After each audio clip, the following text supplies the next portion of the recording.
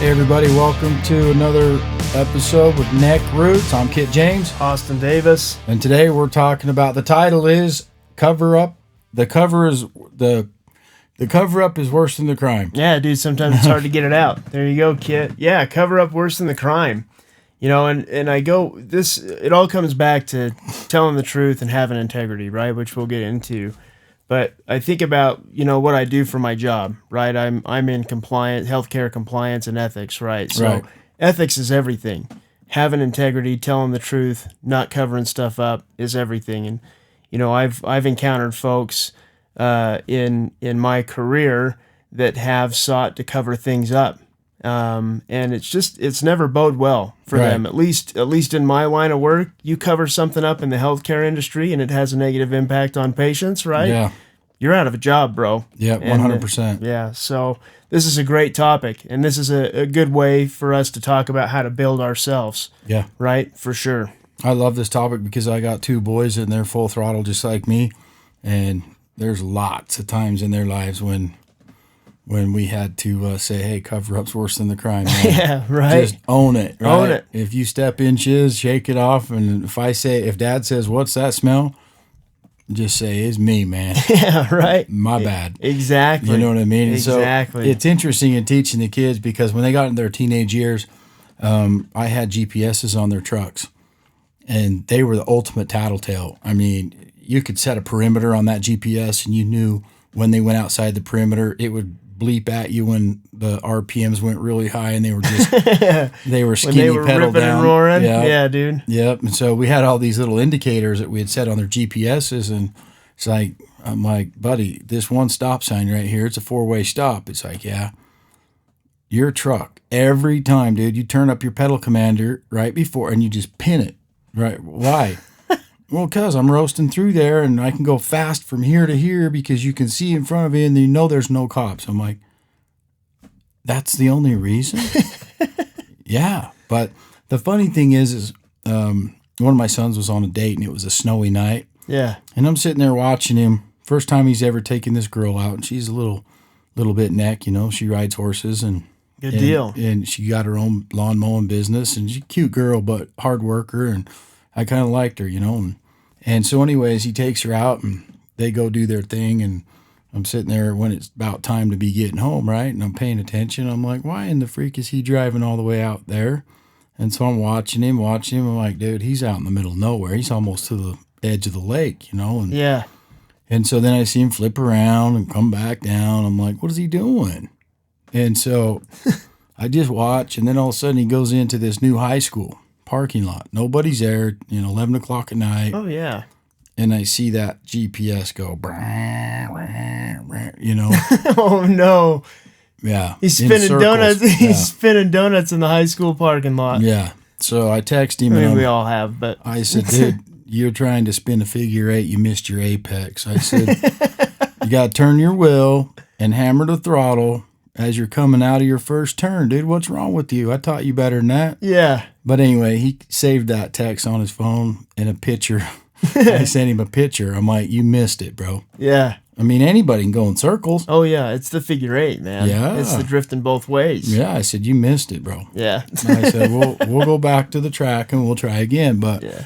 He thought that was funny, but it's not so funny when we say, hey, you're just getting off of being grounded, right? For swamping the truck. Sure. Right? Oh, yeah, I remember that story. Oh, yeah, we were draining the differentials and the filter and water before oil. Pouring out of it. Yeah. Oh, God. And out the doors and the speakers. Yeah.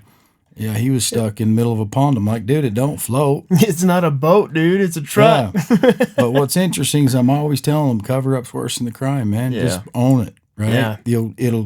It takes the steam out of everything. And so I was talking to him about this. And anyways, I said, okay, here's the keys and this and that. And now we got it fixed. And here's your IOU, right? Yeah. Well, I go, you can't go anywhere with this dude because you make bad decisions when you're with that guy, right? And it costs Dad a lot of money. And so anyways, we're watching the GPS. This is like a week after, and it makes a stop in the Target parking lot. Doesn't turn off, just stops. Idles for a minute. And then it motors off, right? And then it motors over into the Taco Bell drive-through, and then it goes up into the hills. And I call him. I said, "What's up? Where are you at?" I just play dumb, right? Sure. Like I haven't looked at it. And he goes, "Oh, I'm just up here, reading the good book, looking at the stars." I'm like, "By yourself?" He's like, "Yeah." I'm like, "Man, that's good." All right, man. Well, I just seen where he was at because I need some help with something. And I just let him play like Dad's not paying attention. Yeah. Anyways, I keep baiting him, and I called him. I said, "Hey, bro, where are you at? Because I'm right by you because I've never been up there. I want to check it out." Yeah. All of a sudden, that truck fires up, and he's motor. "Oh, no, I'm already halfway down. I'm right?" I'm like, "Oh, okay, you're already halfway down." Well, I'm sitting at home. Yeah. Right? Yeah. And so I watch him motor back to the Target parking lot, idles for a minute, and then it buzzes over to across the street and then onto the freeway, and he's motoring home. And I'm like, "Son, did you stop at Target, pick somebody up?" "Nope." Why'd you go to Target?" "Well, I was cut through there because it's a shortcut, and I'm like, "Did you go to Taco Bell?" "No, I didn't go to Taco Bell." I mean, and to this day, bro, 100% that GPS went to Taco Bell by itself. Right? He got out of the truck and he just drove Kit the car, right? Oh yeah, bro, it just went there by itself.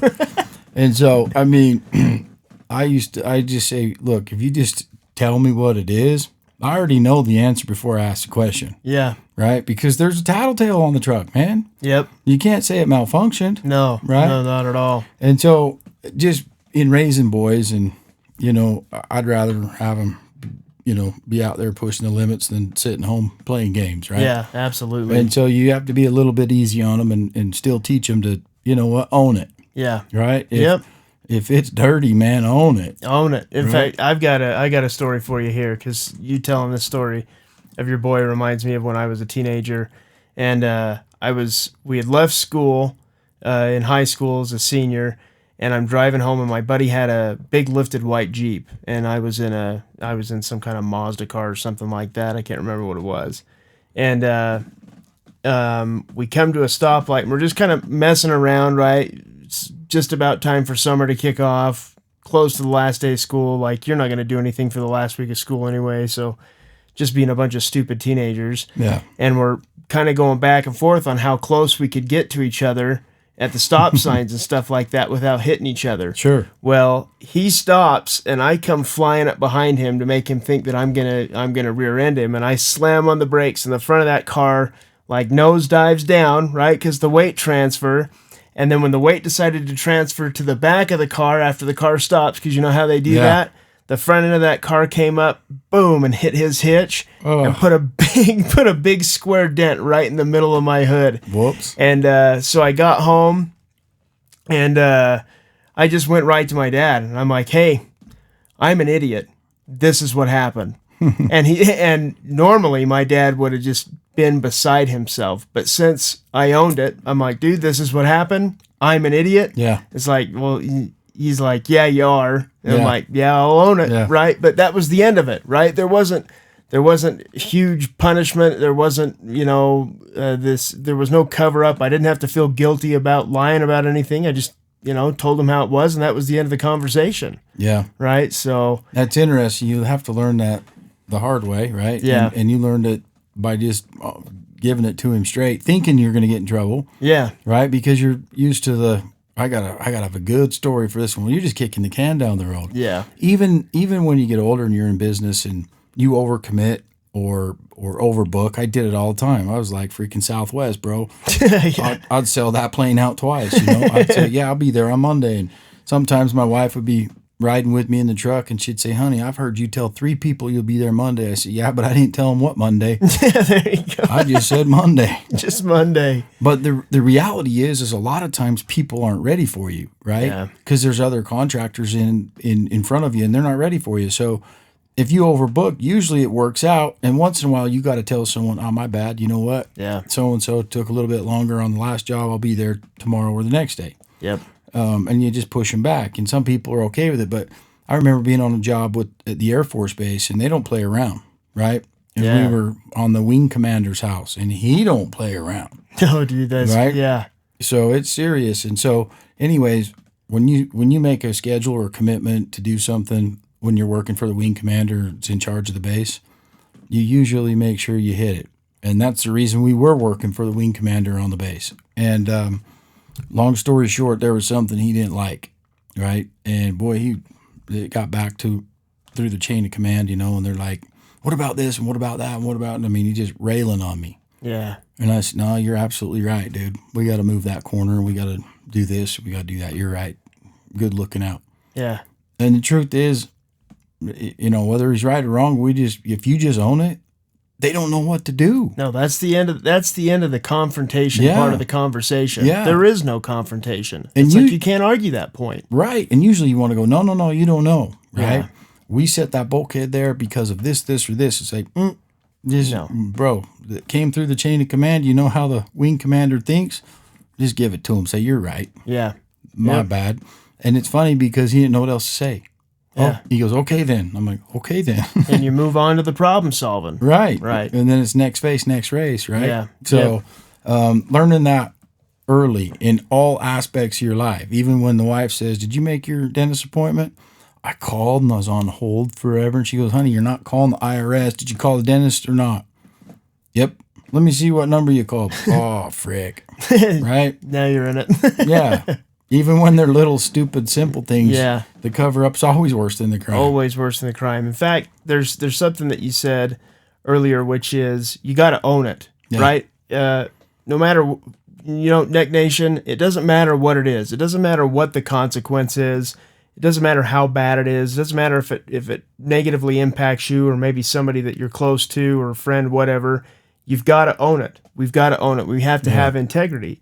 And the key to this is that owning these things is not a sign of weakness, but lying about them and covering things up is absolutely a sign of weakness in your character. Yep. And we just can't afford any of that, right? We're trying to better ourselves each day. This is telling the truth, not covering things up. This is one way that we better ourselves each day is being able to own the mistake, learn from it, take our lick, whatever it is, right? And then move on, right? Absolutely. And it don't matter what it is. I think because of fear or looking bad or whatever, we always automatically will go to that default, well, whatever. I mean, don't get me wrong, bro. I use COVID like it was my grandpa dying in school. Like if I didn't want to go somewhere, I'm like, bro, coming down with COVID. Yeah. You know what I mean? I probably got COVID 17 times and never got it. I mean, you know what I mean? Yeah. And so that's just as bad. Yeah. But I didn't want to say, dude, I really don't want to hang out with you guys. I'm just going to get COVID. Yeah, there you go. I think sometimes owning it is bad, right? But 99% of the time, owning it's good. Owning it is good. Because I think that it's a habit. You know what I mean? If we don't want to do something or we don't want to go somewhere or something becomes, you know what, that's not my favorite thing to go do at this time in my life because we're busy, we'll come up with excuses. And I think that's habitual. It's just something that we do automatically when someone says, hey, do you want to come over and play bingo? Not really. You know, I don't like bingo. Yeah. Right? I can't even spell bingo. Right? You got it, dude. You learned. But the thing is you automatically, well, I gotta load in the laundry or what. You just start thinking. Yeah. Instead of going, frick, dude, let's go play bingo. You might meet somebody cool. There might be a cool blue hair at bingo. You don't know. You never know, man. Right? You could win the grand prize. Yeah. Which is what is that? The butterscotch candies, right? There you go. That's what they give away at the bingo. Well, dude, I'm sorry for ripping on bingo. Yes, it looks like you play bingo. Oh, well, you brought up a few things here that I think we touch on, and that is you said fear. Fear could be one of the things that cause us to lie, right? And I wrote down a little list here on what causes us to lie or cover up, right? So obviously we've talked about one, which is to avoid consequence, right? Whether that consequence is for us or somebody else, to protect ourselves or protect others, to avoid embarrassment. Right? I think these are probably smaller lies, right? They could be some big lies if you made a big mistake with regard to your job or work or something like that, and you don't want to be embarrassed. But here's one that I really have a distaste for, is to make others think that you're better than what you really are. Yeah. So when you lie about yourself or something that you've done so that other people will think more highly of you, like we got to stay away from that.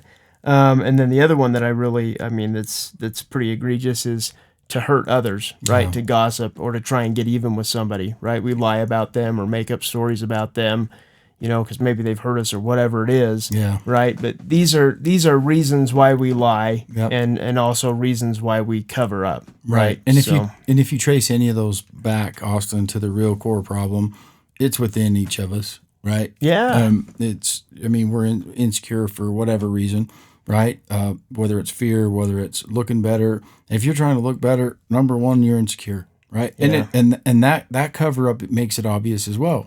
The guy that's always covering up, right, or always has an excuse for whatever it is, it's because of this or it's because of that or but this, but that. We got to butt the butts out, yeah, right? And the becauses, it doesn't matter. Truth is we live in a performance-based world. Whether it's performing our duties for our family, our loved ones on a small scale and a big scale, or at work, right? Yeah.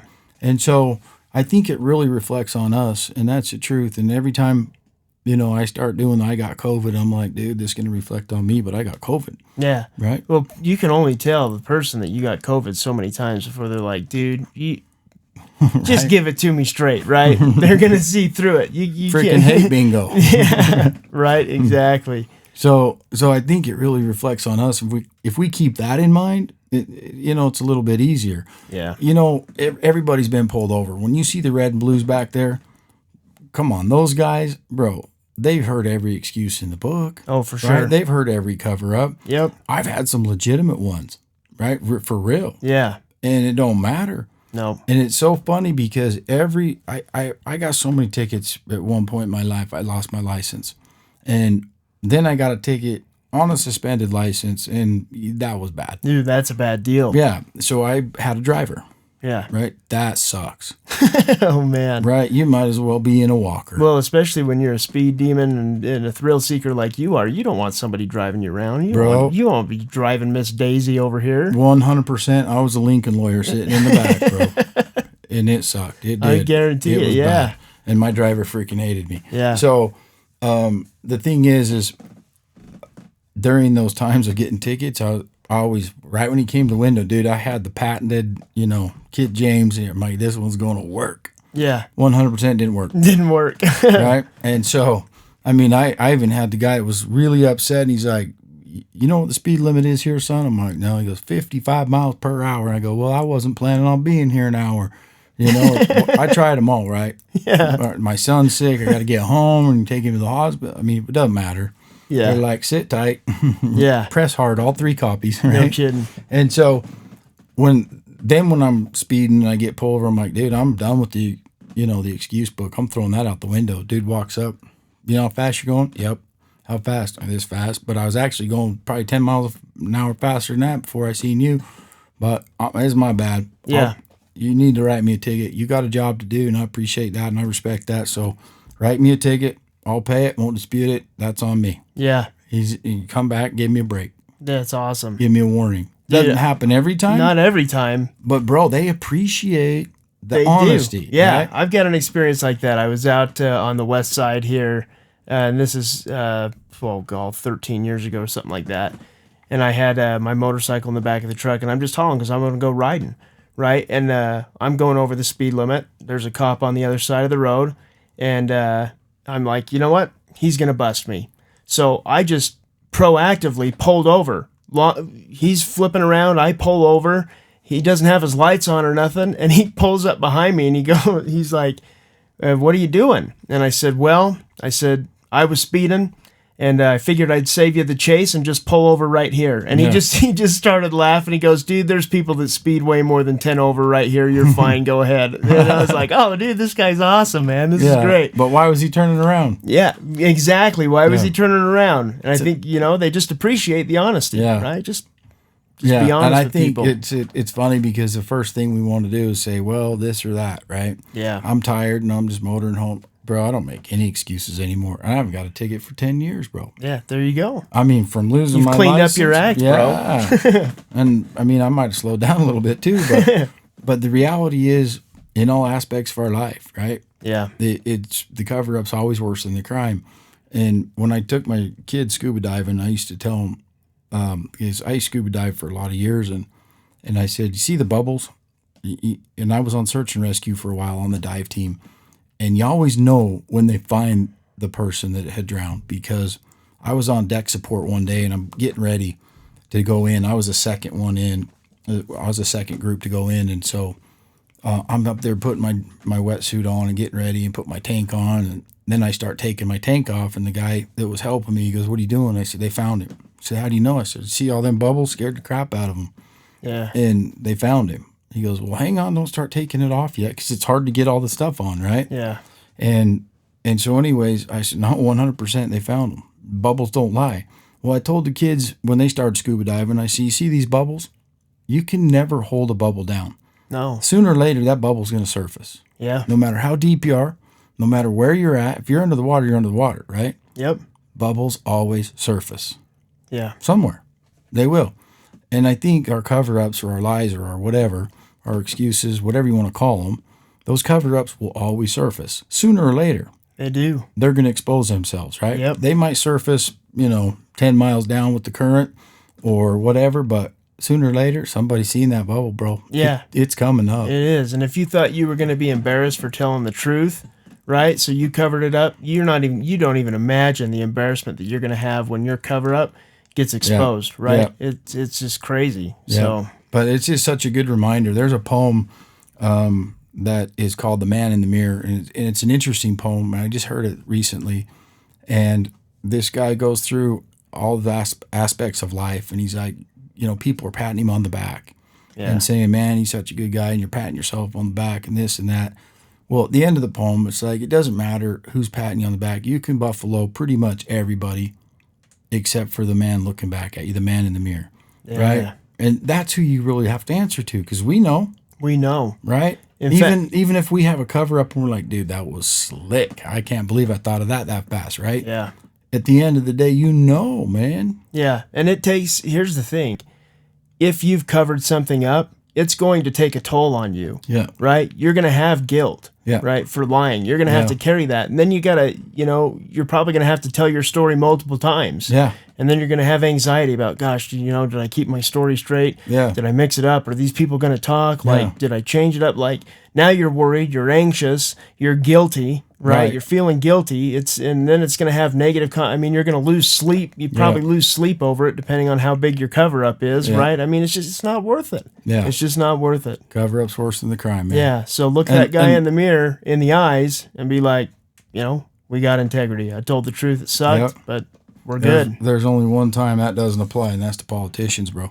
Oh man, silver-tongued devils, all of them, man. To be a good politician, you got to be a good cover-up artist, no right? kidding. Oh my gosh, make up lies and then make up lies on how you fix those lies. Yeah. And, oh my hell. But you did it.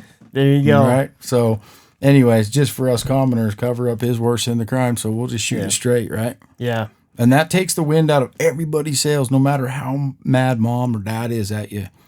When you own it, you're halfway proud of them. When my kids are like, yeah, you're right, frick, dude, sorry. Yeah. What can you say? You can't, dude. That's end of story, man. That's the message today, right? Yeah, exactly.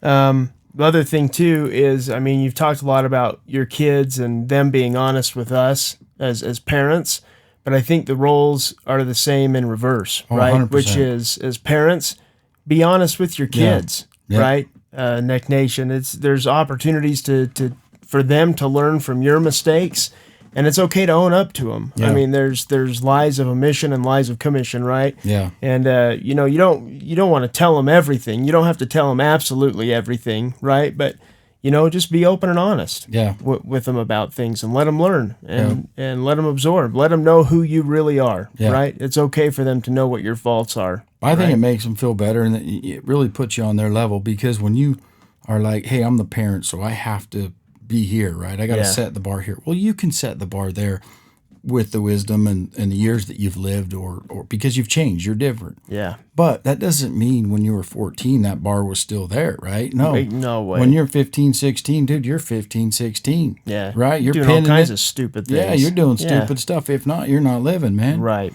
So I was pretty open with my kids, and you know that. Oh, yeah. I was very open, and I said, look, dude, Dad ain't perfect. I'm still trying, so help me. Yeah. Right? I'm going to help you as a parent. We're all in this together, and I make it, there's no such thing as a perfect family. The closest thing to a perfect family is one that's unified. Yeah. And if you I can agree come with together that. to help each other, man, and get each other's back, that's the definition. A unified family is a perfect family. So that means you got to be vulnerable and you got to be honest. You know what? Hey, don't do this or this. Dad tried that and that didn't work out so good. Let me tell you about it. Yeah. Right? Exactly. I think they respect it. Yeah. And they're not afraid to come to you when you have problems because Dad's already, dropped his drawers and said, been there, done that, was wicked stupid. I had more balls and brains that day, whatever. And, Yeah. man, you got to wake up and smell the makeup. And that's part of learning. That's part of living, man. Right. You become relatable. Right. You become relatable to your kids, right? Because Yeah. as kids, we make mistakes all the time. Knowing that your parents are imperfect, that they make mistakes, Yeah. right, gives them somebody to come and talk to. And I'll Yeah. be honest with you, I would rather my kids come and talk to me about a problem or something that happened, right, than go and talk to their friends Yeah. and try and figure out a way to weasel out of it, right? Well, if you run around acting like Peter Perfect, bro, 100% they're not coming to you. They're not coming. No, not at all. So the other thing that I wanted to mention here with regard to telling the truth, and I think this is more pertinent today than it ever has been. In fact, this has never, ever needed to be something that had to be said until today, which is we're talking about telling the truth, right? We're not talking about telling your truth, right? Your truth, your opinions, whatever that is, whatever that means nowadays in society. Yeah. We're talking about telling the truth, not your truth. Right. Which is, you may say that you have your side to the story or whatever it is, but there's, you told me one time there's always three sides. Yeah. There's your side, their side, and then the truth Something is in the middle, Yeah. right? That's Right. where it's at. So anyway, tell the truth, not your truth. Yep, you're right. And if you're going to meet at the flagpole to hash it out, it's going to be in the middle, right? It's going to be in the middle. That's where you're going to meet. We all know the guy that is Captain Cover-Up. We do. Yeah. And it's like every time it's like, hey, why'd you miss your flight? Oh, dude. Blah, blah, blah, blah, blah, blah. Oh, right? yeah. Got on the wrong bus, then the car wouldn't start. It's like, bro, this is deja vu, man. This is 51st dates, right? Yeah. And it's every time they open their mouth, bro. You can't depend on them or whatever, but you can depend on one thing, and that's the cover-up, dude. And they're getting real good at it. Yep. And I think it just becomes a bad habit. The truth is, they don't want to spin a web. They don't want to spin a story, but they don't know how not to. Exactly. They just get accustomed to Yeah. it. Let me ask you this question. How much respect do you have for the guy that's covering everything None, up? zero. You got none. It's easier. It's easy to cover up, but the truth is, when you own it, it's actually easier to own it. It is. It's lighter. It's done and over. Just like what the examples we used today. Yeah. Yeah, you're right. You're absolutely right. My bad. That's on me. I'm going to be better.